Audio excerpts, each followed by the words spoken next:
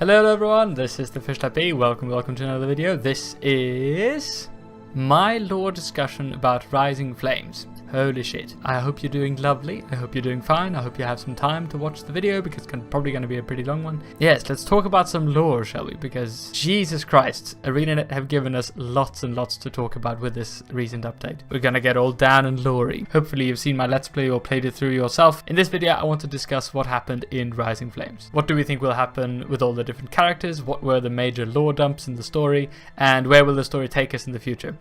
Jesus Christ. Alright, so let's jump right in. So first of all, a quick summary of what went down, basically. By now, we know that Jormag is active. Primordus is somewhere under the Fire Island. We don't really know where, but somewhere underneath. Aurene is a thing, and amazingly cute.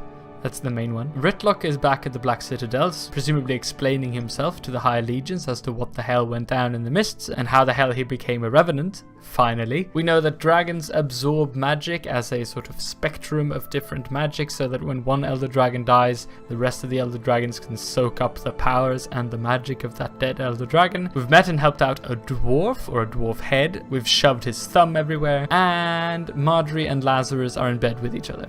So, I mean, Jesus, ArenaNet really did go all out in this one, didn't they? Alright, so let's go through these, I think, one by one. So the dragons, I mean, what are they up to? So we know that Jormag is somewhere up in the Northern Shiver Peaks because Braham was up there and Braham somehow confirmed that Jormag is active, and that's all we know. Now, I think ArenaNet will deal with this in the similar way to how they dealt with Spencer. If you remember from Out of the Shadows, we didn't know that Spencer was called Spencer, but this little track organ in the fluid that Timey has is called Spencer now. And we heard about it in the last update, but not until this one did we learn sort of what the implications was of them. And I think they're going to do something similar here because they just introduced Jormag very early on in the story, and I think not until next one, or maybe in a couple of missions down, will we hear more of Jormag. But ArenaNet want us to keep this in the back of our minds all the time as to what this can happen, just to build the hype, I guess. Probably since the story in Rising Flames didn't really leave off on a huge cliffhanger, we will have time in the next update to go back and talk more to Braham, hopefully, and learn more about this. Because it's not like we left off at the end of Rising Flames, like in Out of the Shadows, when we just, at the very end, we learned that Lazarus was back and that Primordus was back. All of it was a lot more dramatic at the end of Out of Shadows. At the end of the Rising Flames, there wasn't really anything that we, definitely are going to do. So hopefully that means that we will have time to finally meet up with Braham and see what's going on with him, because he's still a major character, and I think ArenaNet really wants to balance the 5 different playable races, and so far we have seen very little Norn activity, to be fair. Yeah, there's not really too much to talk about with Jormag because we know so little, but I suppose we can speculate a bit in that we know that Primordus was underneath Frostgorge Sound and moved on down south after the splurge of energy happened down there, which we'll talk about more in a second, by the way. But how did this affect Jormag? Maybe now that Primordus isn't up in the Northern Shiver Peaks anymore, Jormag has a bit more leeway to sort of wiggle around a bit. So maybe that's why he's stirring. That's at least my prediction. Anyway, hopefully we will know more soon enough and not have another Ritlock in the Mists moment. Okay, now talking of Primordus, we know for a fact now that it is the one traveling down underneath the Fire Island chain. Timey and Roban have both confirmed this. Now in the patch, Timey has this to say about the reason why Primordus moved down there. I posit Mordremoth's death and the subsequent magic release must have jump-started Primordus, and then with a lot of energy pooling in the south, what better place to feed? So it relocated to get more powerful. Great. But I mean, wouldn't it want to move down to Bloodstone Fen then? Because surely that was where most of the magic stuff was going down, right? So there must have been another reason why Primordus wanted to move down to specifically the Fire Islands now. Not just the reasons that Timey give. And this obviously leads to interesting discussions if we move further into the Fire Islands. We will probably encounter the Bloodstone at one point. Hopefully that will still be a big part of the story, because just recently in Bloodstone Fen and Out of the Shadows, that Bloodstone was a huge part of it, so it would make sense if this one was as well. But what about the Door of Kamali or something?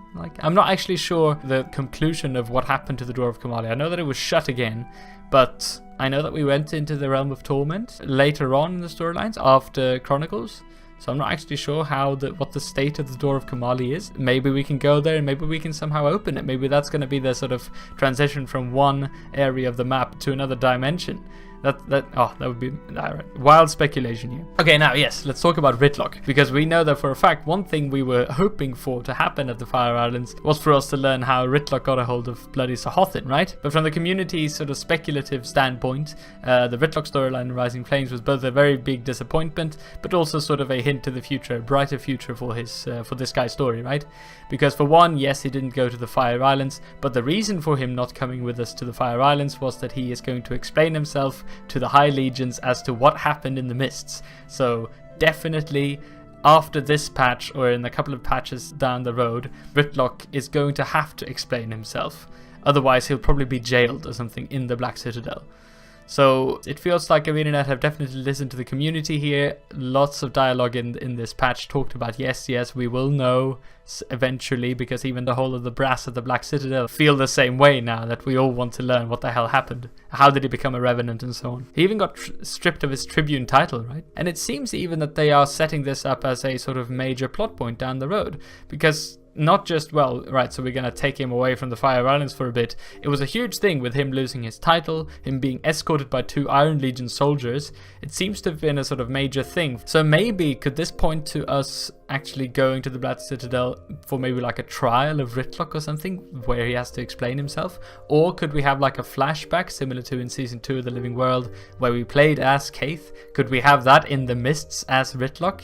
Jesus, that would be amazing. So far, I think the story can go in 2 different ways. Either we're going to follow Ritlock to the Black Citadel and catch up with him, learn more about what happened in the Mists, or we're going to catch up with Braham and learn more about Jormag's activity. I think since the end of Rising Flames wasn't a huge sort of cliffhanger where we definitely need to do this now, I think it's open for ArenaNet to sort of go to some new thing now that this story with Lazarus is somewhat settled, that alright, Marjorie's going to take over. More on that soon. Okay, let's leave Ritlock alone. Let's talk about Roban. Jesus Christ, because Roban, yeah, he's a bloody dwarf. We met another dwarf. Now, while he is a very interesting character in his own right, obviously, because he's one of the very, very last dwarves, we thought that there was only one left, but here is another one talking to us, which is very, very exciting, obviously. But I think it opens up the prospect of maybe even finding more dwarves, because both of these dwarves, remember, considered themselves the last dwarves.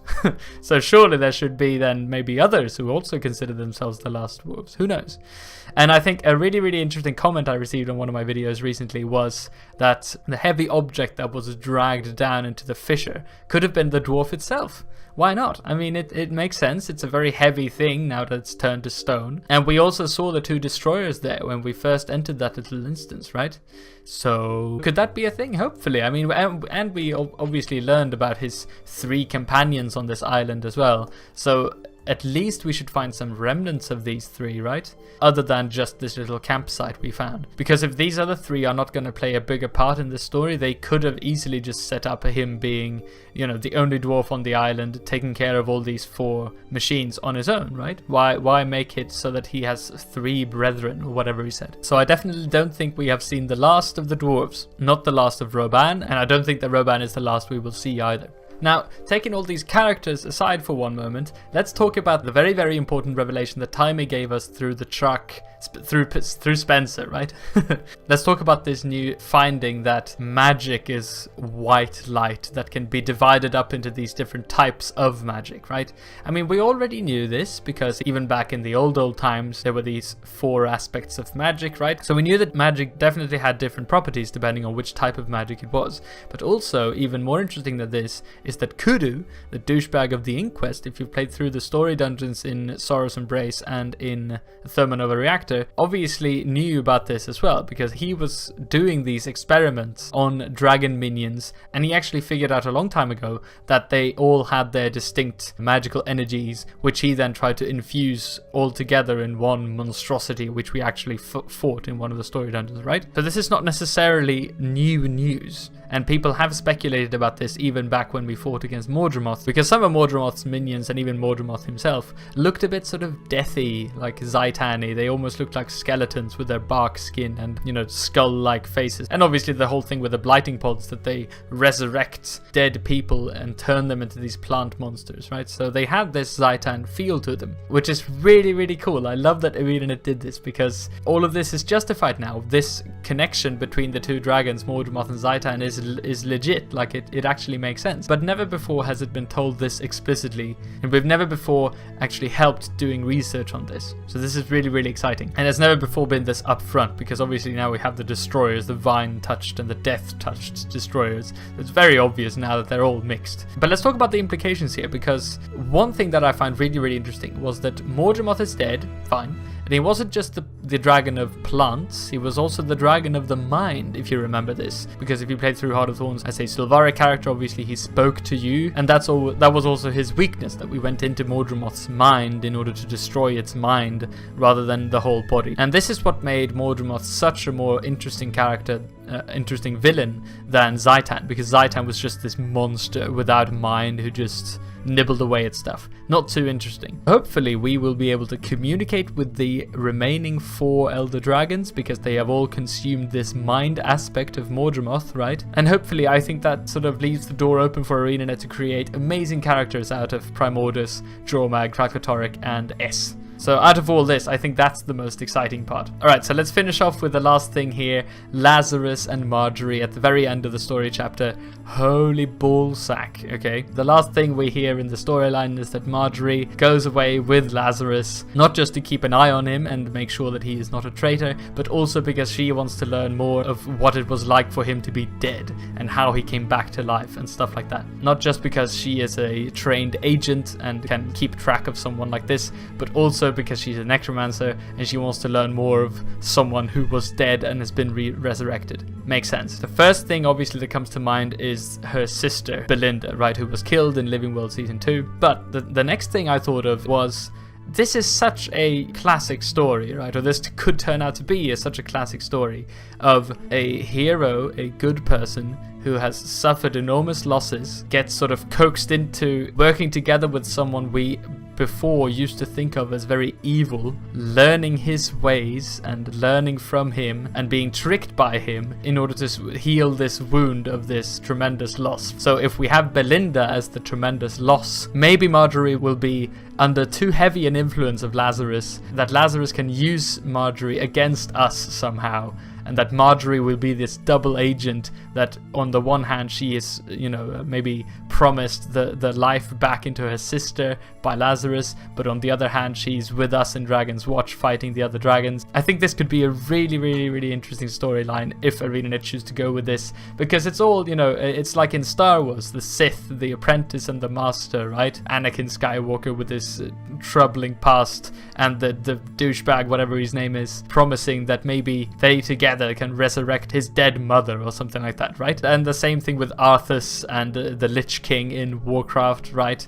Where this, you know, the lost prince tries to do the best for his people, but then slowly but surely he turns more and more insane as he strives to do the good thing, but then is corrupted by evil and stuff like that. Could this happen with Lazarus and Marjory? Oh my god, I really, really hope so, because I don't really care about Marjory as a character too much. She's pretty cool, but in this way, she fits perfectly into the story, and I really do hope that they go with this. And this could also mean that Marjory sort of tricks us into believing Lazarus and trusting him, right? But Marjory actually tricks us in order to save her sister. Oh my god, the heartbreak. And then in the end, the big boss fight, we kill Lazarus, but at the very end, Marjory deals the killing blow or whatever, and then dies herself or something really dramatic like that. That could all happen. That's my prediction. Why not? There we go. So those are my initial thoughts on this patch. I had a blast playing through it. It was literally, I think, the best story mission that ArenaNet have brought up so far. I thought the last one was, up until then, the best one, but this is even better. I think that they have really found their feet in terms of how they want to tell a story, because ship me sideways, they're not doing a bad job, are they? Fair enough, they could throw in a bit more information in terms of NPCs providing more text when you actually want to speak to them, for the lore buffs who actually want that kind of thing, but everything that they did put in was spot on and beautiful, and I really, really applaud ArenaNet for this. They're so funny as well, what the hell. Alright, so please shove a huge thumb up in this video if you liked it. And until next time, I hope you have a lovely time. I'm sorry for this sort of haphazardly brought together video. I'm terribly sorry. I'm really, really stressed at the moment, but I really, really wanted to talk about this and make this video. Have a good time, everyone, and I'll see you in the next one. Bye, toodles.